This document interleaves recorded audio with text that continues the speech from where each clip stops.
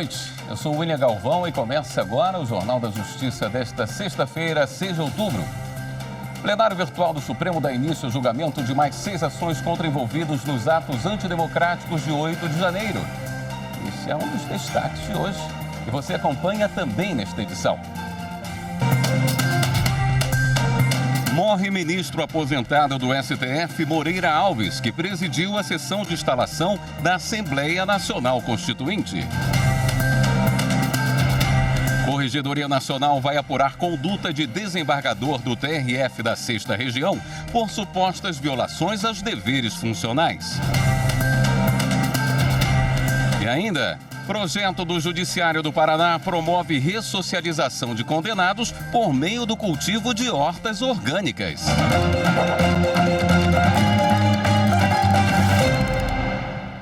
O plenário virtual do Supremo Tribunal Federal começou a julgar hoje mais 6 ações contra envolvidos nos atos antidemocráticos de 8 de janeiro. Até o momento, o relator, ministro Alexandre de Moraes, votou pela condenação dos denunciados. Acompanhe na reportagem de Carolina Chaves. Esta é a segunda leva de julgamentos referentes aos atos antidemocráticos em plenário virtual. Os denunciados estão sendo julgados individualmente pelos crimes de abolição violenta do Estado Democrático de Direito, golpe de Estado, dano qualificado, deterioração de patrimônio tombado e associação criminosa armada. O julgamento termina às 23h59 do dia 16 de outubro. Os réus são Reginaldo Carlos Garcia, Cláudio Augusto Felipe, Jaqueline Freitas Jimenez, Marcelo Lopes do Carmo, Edneia Paz da Silva dos Santos e Jorge Ferreira. O relator, ministro Alexandre de Moraes, manteve a mesma linha de entendimento em relação às acusações e aos outros réus. Moraes condenou Jorge Ferreira a 14 anos de prisão e propôs a pena de 17 anos de prisão aos outros. Todos devem começar a cumprir no regime fechado, além de compartilhar o pagamento de multa e danos morais coletivos no valor de R$30 milhões com os demais condenados. O Supremo já tem maioria para invalidar uma lei do Estado do Rio de Janeiro que garante sinal de celular e internet no metrô e em túneis. Os detalhes com a repórter Viviane Novaes. A Associação Nacional das Operadoras de Celulares, ACEL, entrou com uma ação no STF contra uma lei estadual do Rio de Janeiro de 2022. A norma assegura que o consumidor tenha sinal de celular e internet em túneis e no metrô e obriga as operadoras a instalar repetidores de sinais nas passagens subterrâneas, sem encargos para o usuário. A ACEL alegou que a lei invadiu a competência da União para legislar sobre telecomunicações. O relator da ação, ministro Alexandre de Moraes, entendeu que a norma é inconstitucional. De acordo com o relator, a lei impugnada foi além do equilíbrio da relação de consumo, ingressando em definições próprias da legislação que rege os serviços de telecomunicações, como a regulação de acesso à rede, com a imposição de ajustes técnicos e operacionais que impactam diretamente no contrato de concessão firmado entre a empresa prestadora do serviço e o poder público concedente, no caso, a União. O julgamento no plenário virtual vai até o fim desta noite. Os ministros que votaram até agora acompanharam o relator e o Supremo Tribunal Federal já tem maioria para invalidar a lei do Rio de Janeiro. Faleceu nesta sexta-feira em Brasília, aos 90 anos, o ministro aposentado do Supremo Tribunal Federal, Moreira Alves, por falência múltipla de órgãos. Ele integrou o STF por quase 28 anos. Moreira Alves nasceu em 19 de abril de 1933 em Taubaté, São Paulo. Foi nomeado como ministro do STF em 1975 por decreto do então presidente Ernesto Geisel, na vaga decorrente da aposentadoria do ministro Oswaldo Trigueiro de Albuquerque Melo. O magistrado foi presidente do Supremo entre 25 de fevereiro de 1985 e 10 de março de 1987 e presidiu o Tribunal Superior Eleitoral entre 21 de agosto de 1981 e 11 de novembro de 1982. Em 1987, Moreira Alves foi responsável como ministro do Supremo por declarar a instalação da Assembleia Nacional Constituinte. Ele ficou no STF até a idade limite na época, de 70 anos, atingidos em 19 de abril de 2003. Moreira Alves faleceu nesta sexta-feira de falência múltipla de órgãos em um hospital de Brasília. Ele estava internado desde o dia 23 de setembro. Os ministros da Corte divulgaram notas de pesar. O presidente do STF, ministro Luiz Roberto Barroso, disse que Moreira Alves foi um dos grandes juristas da história do Brasil e que sempre honrou esse tribunal. Tenho a certeza de que o legado de Moreira Alves, que está presente no nosso dia a dia, continuará vivo nos julgados desta corte. O decano, o ministro Gilmar Mendes, afirmou que o ministro deixa um legado incontornável de magistério, jurisprudência e teoria do direito. O STF não seria o que é hoje sem Moreira. Agora parte para se fazer eterno. Para o ministro Alexandre de Moraes, Moreira Alves foi um grande professor, jurista culto e ministro exemplar, tendo honrado o Supremo Tribunal Federal por quase 3 décadas, com competência, lealdade e grande senso de justiça. É um exemplo para todos os magistrados. O ministro Luiz Fux disse que Moreira Alves deixará como legado a dedicação ao direito e a condução de uma carreira com sabedoria, rigor técnico e brilhantismo, especialmente durante quase 3 décadas de atuação na Suprema Corte. O ministro Cristiano Zanin afirmou que o falecimento do ministro Moreira Alves representa uma perda enorme ao mundo jurídico, não só de um brilhante professor ou um civilista de vanguarda, como também de um juiz constitucional que exerceu a jurisdição com muita personalidade e de forma emblemática, tendo contribuído sobremaneira para a construção da jurisprudência da Suprema Corte. O ministro Dias Toffoli destacou que Moreira Alves exerceu com dignidade e raro senso de dever cívico as mais elevadas funções do Estado brasileiro. Romanista e civilista, o último sobrevivente da comissão elaborada do Código Civil de 2002, ele deixa uma lembrança única em seus alunos, ex-colegas de STF e das arcadas, em razão de seu brilhantismo como professor e magistrado constitucional.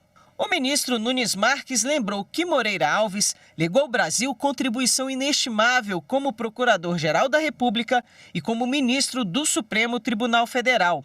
Na condição de presidente da Suprema Corte, declarou instalada a Assembleia Nacional Constituinte em 1987, momento marcante para a redemocratização do país. O ministro Edson Fachin, vice-presidente do STF, destacou que a obra e o legado deixados pelo ministro Moreira Alves são sólidos para elevar a edificação construída por ele não apenas no direito civil, mas também em todo o direito, cuja marca indelével permanecerá como exemplo a ser seguido para as futuras gerações de juristas. O ministro André Mendonça disse que Moreira Alves deixa a todos nós um legado de atuação exemplar por quase 3 décadas no Supremo Tribunal Federal, além do brilhantismo acadêmico que formou gerações de proeminentes juristas brasileiros. Para o ministro aposentado Marco Aurélio, Moreira Alves foi um varão da República. Estudioso, uniu magistério e magistratura. Dedicação ímpar a tudo que fazia. Ombreamos na bancada do Supremo. Posso testemunhar o desempenho exemplar. O velório será realizado amanhã entre 10 horas da manhã e 3 horas da tarde, no Salão Branco do Supremo Tribunal Federal. O sepultamento será às 4h30 da tarde, no cemitério Campo da Esperança, em Brasília. O presidente do STF, ministro Luiz Roberto Barroso, que está em São Paulo nesta sexta e embarcaria diretamente para uma viagem internacional, voltará a Brasília especialmente para participar da despedida. Autoridades também lamentaram a morte de Moreira Alves, como o ministro-chefe da Advocacia-Geral da União, Jorge Messias, a Procuradora-Geral da República em exercício, Eliseta Ramos, o presidente do Conselho Federal da OAB, Beto Simonetti, e o governador do Distrito Federal, Ibanez Rocha. No próximo bloco, a Corregedoria Nacional de Justiça vai apurar conduta de desembargador do TRF da 6ª Região por supostas violações aos deveres funcionais. Até já.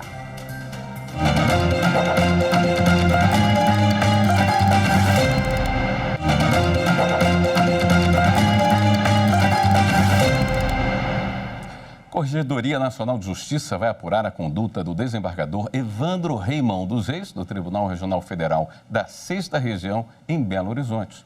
O magistrado será investigado por supostas violações aos deveres funcionais.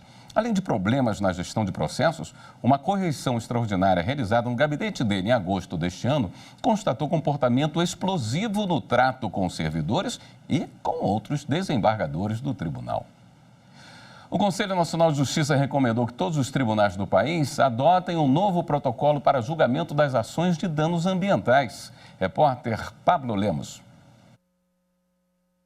O protocolo do Conselho Nacional de Justiça foi elaborado pelo grupo de trabalho que subsidiou a Comissão Permanente de Acompanhamento dos Objetivos de Desenvolvimento Sustentável e da Agenda 2030, sobre o cumprimento da Política Nacional do Poder Judiciário para o Meio Ambiente. A elaboração do documento contou com a análise de contribuições como a consulta pública sobre quantificação do dano ambiental entre novembro e dezembro de 2022. De acordo com a relatora da resolução no CNJ, a conselheira Salise Sanchotene, o instrumento contém considerações técnicas e operacionais.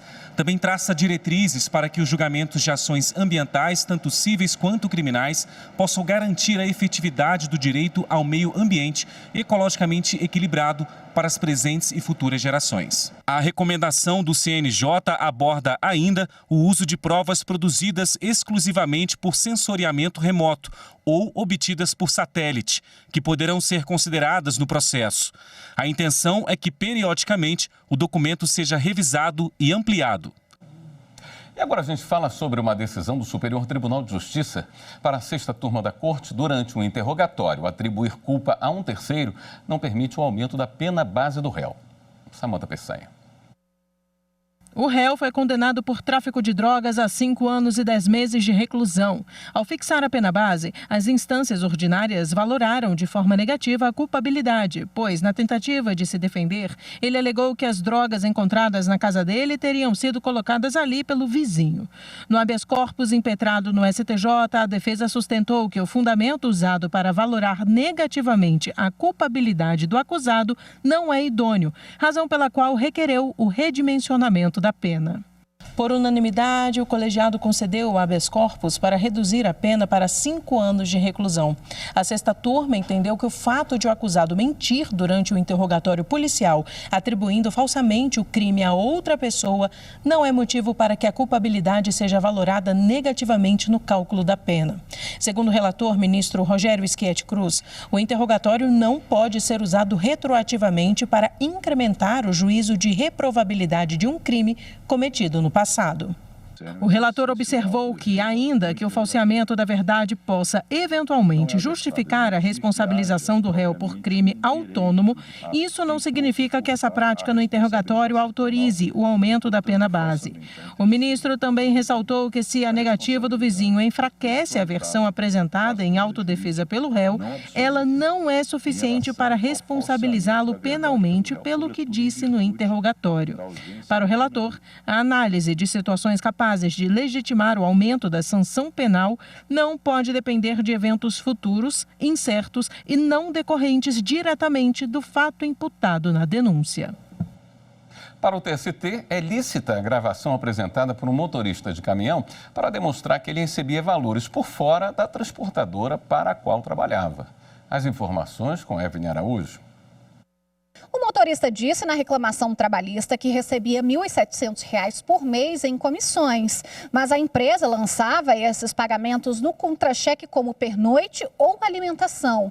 Para comprovar a alegação e respaldar o pedido de integração dos valores ao salário, ele apresentou, além de outras provas, um arquivo de áudio em que a responsável pelo RH confirmava a prática. O Tribunal Regional do Trabalho da 15ª Região em Campinas, São Paulo, manteve a sentença que considerou lícita a gravação. O TRT acrescentou ainda que as demais evidências também comprovavam o pagamento por fora e, por isso, condenou a empregadora a integrar os R$ 1.700 na diferença das demais parcelas salariais, como o 13º salário, férias acrescidas de 1/3, entre outras. Após a decisão, a empresa entrou com recurso no Tribunal Superior do Trabalho, que foi analisado pela terceira turma. O ministro Alberto Balazeiro foi o relator do caso. Ele reafirmou o entendimento firmado por diversas turmas do TST de que registros realizados sem o consentimento da outra parte são meios lícitos de prova quando se destinam à comprovação de fatos. De acordo com o ministro, além da gravação, a prática também foi demonstrada por outros elementos apresentados no processo. Portanto, só seria possível alterar essa conclusão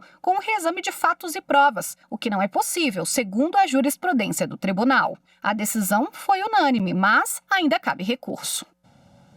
O Tribunal Superior Eleitoral vai promover um teste público das urnas eletrônicas. Quem tem as informações é a repórter Mariana Fabre.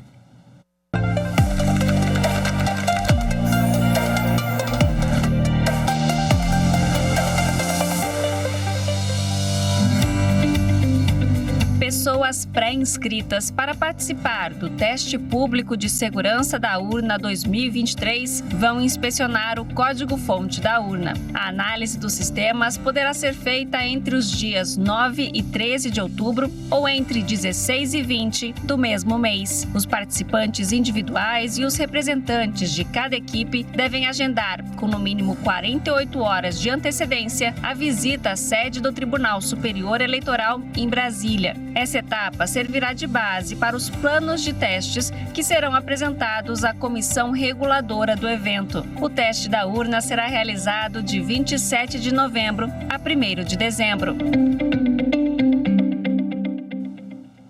E o TSE lançou nesta sexta-feira a logomarca das eleições municipais de 2024. Com o tema Voz da Democracia, a logo foi inspirada nas cores da bandeira do Brasil e destaca a importância das eleições como principal canal de expressão da vontade popular.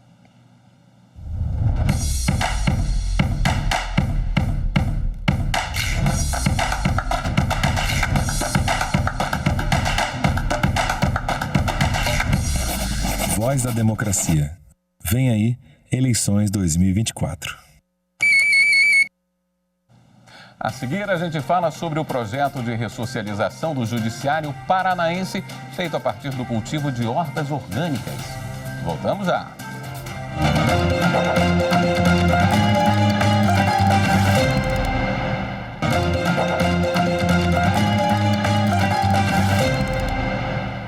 O TRT da 5ª Região, na Bahia, firmou um acordo de cooperação técnica com a AGU e com a Petrobras.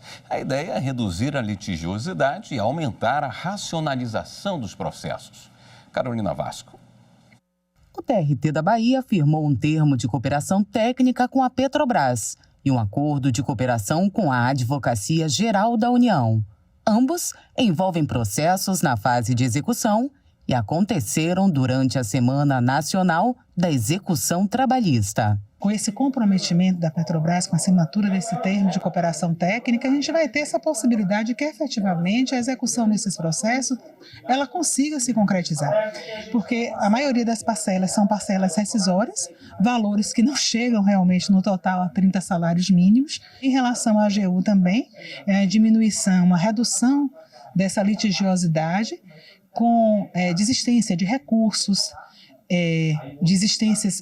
de recursos que já estão, na verdade, que já foram interpostos e outros que vão deixar de ser interpostos. Tudo isso fazendo com que o processo possa ter uma duração razoável, como a própria Constituição Federal prevê. O ponto em comum dos dois acordos é que ambos envolvem, por enquanto, processos em que seja a União, seja a Petrobras, foi condenada a pagar pela dívida subsidiariamente, ou seja, eles contrataram uma empresa prestadora de serviços e foram condenados em razão da prestadora principal não pagar a dívida. Os representantes do jurídico da Petrobras destacam o papel deste convênio. O TRT-5 representa o segundo maior tribunal de volume de processos da Petrobras. E a gente, seguindo a diretriz, né, da atual diretoria da Petrobras, presidente Jean Paul, a gente está buscando, de fato, uma redução do contencioso com o pagamento e quitação dos valores naquelas causas em que há um reconhecimento de que a gente pode e deve antecipar o encerramento das ações. Para a empresa, que é importante, a gente reduz contencioso, como para o jurisdicionado, né, para a pessoa que despendeu sua força de trabalho e que efetivamente não recebeu os valores. O acordo da União segue o modelo adotado entre a AGU e o TST, envolvendo a responsabilidade subsidiária do ente público pelos encargos trabalhistas de empresas terceirizadas inadimplentes. Nosso objetivo é analisar processos, abreviar procedimentos e concretizar os direitos que estão garantidos dentro desses processos judiciais. Desde o início de 2023, a Advocacia Geral da União vem adotando uma posição de maior defesa da democracia e das políticas públicas do Estado brasileiro. E nesse contexto, na área trabalhista, várias medidas têm sido tomadas para se aproximar das instituições do sistema de justiça, encontrar novas formas de solução de conflitos. Em Mato Grosso já está em funcionamento uma ferramenta que permite acompanhar em tempo real a pauta de audiências do dia. Quem tem os detalhes dessa iniciativa é a repórter Fernanda Fernandes. Maior transparência e eficiência no acompanhamento das audiências judiciais. É o que vai garantir um novo recurso tecnológico implementado pelo Tribunal de Justiça de Mato Grosso, o painel virtual de audiências. Como parte do projeto piloto, a plataforma será disponibilizada nos sites de audiências virtuais dos juizados especiais de Várzea Grande e mostrará em tempo real o número do processo, o status, que é a ordem cronológica de realização, e o nome das partes. Com esse painel em tempo real, ele vai saber exatamente qual audiência está ocorrendo, qual audiência já ocorreu, qual audiência eventualmente foi cancelada ou redesignada. Ele vai ter um retrato real do momento das audiências. A iniciativa, coordenada pelo Laboratório de Inovação do TJ, surge para aperfeiçoar o acesso às informações sobre as audiências em andamento, o que frequentemente resultava em uma demanda excessiva de atendimento nas secretarias das varas. Eu tenho pessoas que ficavam o dia inteiro só atendendo advogados e partes para dizer se a audiência dele vai acontecer, não vai acontecer, se a audiência está no horário, não está no horário. Então, com isso, a gente elimina esse serviço, né? E esse servidor pode atuar em outra frente de trabalho. Para este advogado, a nova ferramenta disponibilizada pelo Judiciário de Mato Grosso traz uma série de vantagens para o exercício da profissão. Isso facilita muito a vida do advogado, otimiza o trabalho, economiza, é uma ferramenta que vai oportunizar a economia de recurso do cliente, porque evita dele fazer um deslocamento desnecessário. Consigo responder um WhatsApp de um cliente, responder um e-mail ou até atender um cliente fisicamente ali. Uma iniciativa do Judiciário do Paraná promove ressocialização de condenados com o cultivo de alimentos orgânicos que são destinados à comunidade local. A reportagem de Marília Selim. É mexendo na terra e cuidando das plantas que as horas de prestação de serviços à comunidade são cumpridas. Eu faço tudo de bom, né? Para produzir, né? Porque é uma coisa boa. Você vê, a gente tá pagando o processo, como diz, e tá ajudando o próximo, né? A escola e o hospital, tudo, né? Então a gente faz de coração, na verdade. A Horta Liberdade foi criada há 4 anos por meio de uma parceria que envolveu o Judiciário, Ministério Público, Conselho da Comunidade, o Hospital e a Prefeitura Municipal de São João do Triunfo. Através da iniciativa, detentos da vara criminal e juizados especiais cíveis e criminais cumprem horas de serviço à comunidade com o cultivo e distribuição de verduras destinadas ao hospital, escolas e entidades da região. O apenado, aqui eu, prestador de medidas em meio aberto, né? Ele trabalha desde o início do ciclo produtivo das hortaliças, né? Desde o preparo da terra, planta das mudas, todo o cultivo e depois a colheita.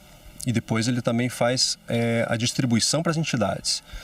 Então, esse contato com a terra e essa visualização por parte da pessoa de que o trabalho está sendo útil à sociedade, né? Ele consegue perceber, né, as pessoas que estão sendo beneficiadas. Sempre falo, São João do Triunfo é uma cidade pequena, mas esse projeto mostrou para a gente que, embora seja uma cidade pequena, ele trouxe para nós a certeza do ideal ressocializador do apenado. Porque, como o trabalhador ali contou para a gente agora há pouco, eles trabalham e trabalham de coração. Então, só por isso já teria atingido o ideal da ressocialização. São diversas as espécies de hortaliças que são cultivadas aqui e a produção é eficiente. Em 2 anos foram cultivados mais de 1 tonelada de repolho, cerca de 800 quilos de beterraba e 400 de couve-flor. E dessa forma, 5 toneladas de alimentos orgânicos saíram daqui. É uma alimentação fresquinha, colhida no dia a dia, conforme a necessidade e com isso traz uma qualidade de vida melhor para todos nós, tanto funcionários, direção, quanto para os pacientes internados. Além da produção de hortaliças, os prestadores de serviços também participam de cursos de especialização em agricultura e horticultura. Atividades e aprendizado que refletem também no índice de reincidência, que está muito próximo de 0. Com tamanho sucesso, não é de se surpreender que a horta em breve ganhe uma ampliação. Nós já estamos trabalhando com ampliação do projeto, né? Já existe uma outra área destinada dentro do termo de cooperação, com o dobro do tamanho dessa praticamente. E nessa nova área, além de hortaliças orgânicas, vão ser cultivadas mudas de árvores nativas que vão ser destinadas à reparação do dano ambiental.